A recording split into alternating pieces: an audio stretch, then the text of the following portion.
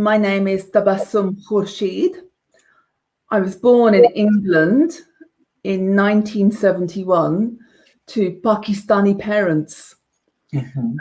I grew up in a very strict Pakistani family environment.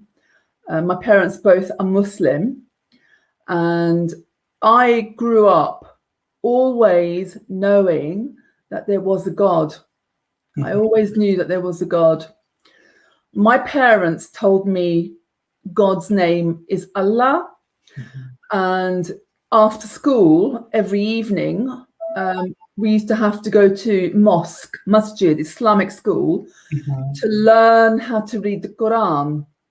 And my Islamic education consisted only of learning how to read Arabic. Alif, Bet, Te, Se, Jim, He, only learning Arabic so that I was able to read the Quran in Arabic. Tabassum, I got a question because I need to know what was the language you talk in your household among your parents. Among the family. What was the language? What's your mother tongue? So obviously my parents are Pakistani, so we spoke Punjabi at home. Oh wow. We spoke Punjabi at home, and we would watch a lot of Hindi movies, so I understood Hindi and Urdu. But with my mum and dad, we spoke only Punjabi. We never spoke English ever at home. Okay. I only ever spoke English when I left the house to go to school. And I only ever spoke English with my brothers and sisters, but never with my parents. So at home you speak Punjabi, but when you went to mosque to learn about the Quran, you needed to learn another language, which is Arabic, right? So when I went to masjid, the lessons were spoken in English, because this was in England. So they taught the Maulvi Sahab, the Imam Sahab, spoke in English, and he spoke to us in English, but he taught us to read Arabic. So reading Arabic, learning the Quran in Arabic, but he's talking to me in English. They never once explained what we were reading. So when I was in mosque learning, having Islamic lessons, the lessons were only how to read Arabic, nothing else. Not about the history of Muhammad, not about the content or the translation of the Quran, literally just to read Arabic. And by the age of 11, I had been able to read the entire Quran in Arabic by the age of 11. And my parents were very, very happy. And we did a big party, a big celebration. Oh, our daughter, she's read the Quran. She's 11 years old. It's called an Ameen. So we had an Ameen party for me when I was 11. I don't know why we were doing Ameen, because I didn't understand what I'd read. So when did you actually start? What age did you start going to mosque? And then the only thing, as you said, it was just learning Arabic in order to read or recite. Did you ever memorize, like, I remember I memorized numerous chapters of the Quran. I still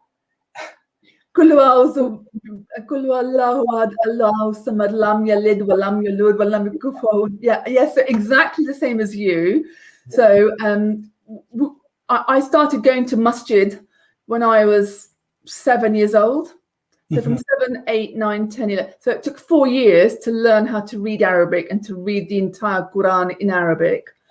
And during those 4 or 5 years, yes, absolutely, we memorized many of the scriptures, because then you memorize when you read the salah, when you read the namaz, when you do the pray.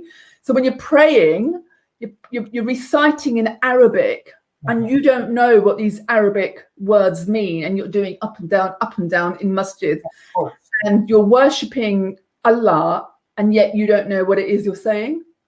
So to me, I was very disconnected, very, very disconnected. I have a very curious mind, very intellectually curious. And when I used to go to mosque, I was bored.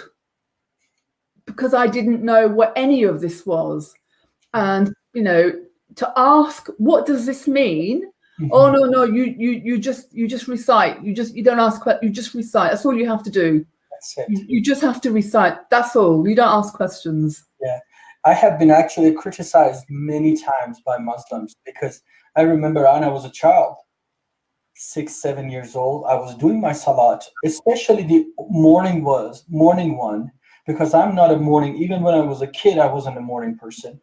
And I dreaded that. My mom made me to go and wash myself with cold water, do the wuzu, and then I would come standing on my prayer rug, facing Mecca, and then do the salat. Bismillah ar-Rahman ar-Rahim, alhamdulillah. And then one day, kids are curious. They have thousands of questions. And then I came to my mom and I asked, Mom, can I pray to Allah? Can I pray to God in Farsi? That was a simple question. We're Persians. We speak Farsi. Can I speak to God in my mother tongue? And then she really got upset. That even that came across my mind.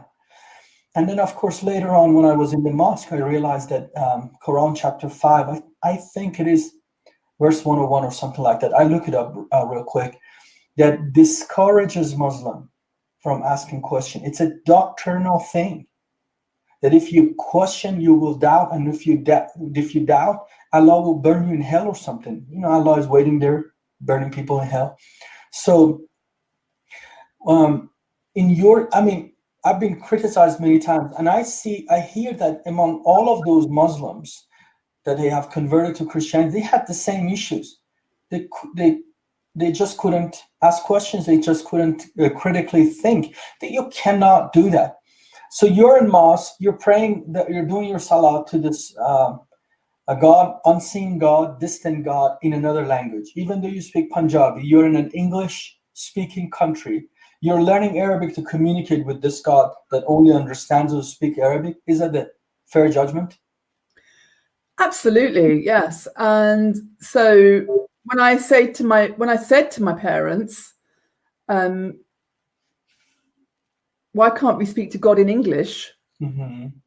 She would then say, oh, Hazrat Muhammad, he was the last prophet, and he was, it was his language, and we honor him, and God spoke to him in his language because he's so special, and we have to model ourselves on him because he is the chosen one. So they really elevated Muhammad.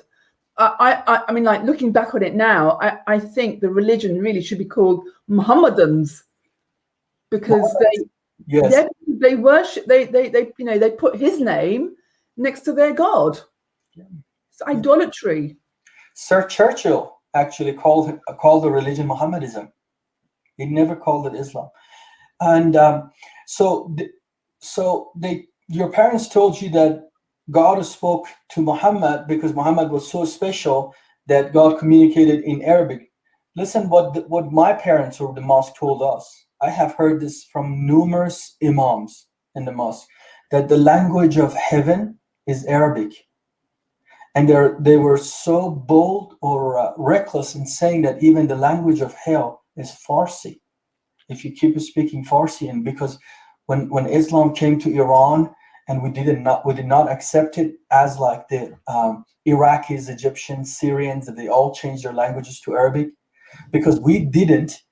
Allah chose the language of hell to be Farsi. That's how ruthless these people are, even talking to the Iranian people. But thank God for our poets, for our civilizations, for the people that they fought nail and tooth to keep the language. Or otherwise, you and me, even a Pakistani from Pakistan that speaks Punjabi, and a Persian from Iran that speaks Farsi, we would have been now speaking Arabic. I promise you, if the influence, just like as I explained in Iraq or in Egypt, if the same stuff would have happened, you and me would have an interview in Arabic and not in any other languages.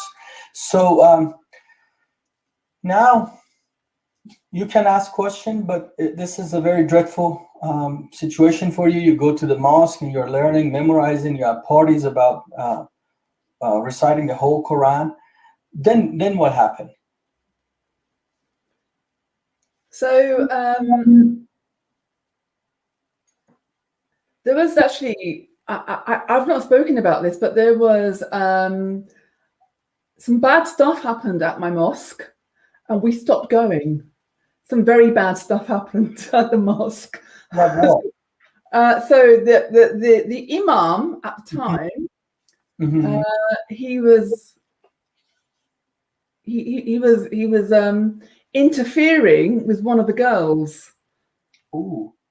And the father of the girl who I grew up with, he took a meat cleaver and chopped the hand off of the imam who was interfering with his daughter. And so after that, age 12, luckily, my parents said, luckily our daughters, I'd finished reading the Quran, but after that, we stopped going. We stopped going to masjid after that because of the scandal that happened. Wow. And so my religious education abruptly ended around about age 12, and I didn't go back to mosque after that. Wow. What a tragic. What a tragic. So but I mean, as far as they were concerned, they were happy that I had learned to read the Quran, and I knew how to read namaz, how to read salah. I didn't go back to mosque after that. I don't remember going back to mosque after that at all. And that was an abrupt ending of my religious education. And so my parents would then at home fill in the blanks of what they'd been told. I mean, in my parents' house, there was no books. Yeah. There's no books in my parents' house apart from the Quran. So everything that they told me was what they remembered that they were told when they were little. So there was no reference. There was no books in the house. And any questions that I asked, I would always say, oh, you ask too many questions, you're going to go mad. You read too many books, you will end up going mad if you ask too many questions. Yeah. Wow. So now you're after that tragic situation in the mosque, which is very common actually, because that imam understand what self-claimed Prophet of Islam did, and he's just practicing that. But somebody got one of those parents realizes the situation, and of course something like that happens, and then you're out of mosque, your family don't want you to go mosque, and then what has happened after that? Did you? So what happened after that was, I will say that my parents never forced me to either cover my hair. They never forced us at home to read namaz 5 times a day. They never forced their children to keep the fast during the month of Ramadan. My parents were cultural. They were very strict Pakistanis in terms of culture. So I experienced very strict culture, and I knew that there was a God, but my parents were not strict Muslims with us. So my mum didn't wear hijab. My dad didn't read namaz at home. They were Pakistanis. They were born Muslims, cultural Muslims. Yeah, cultural Muslims, yeah.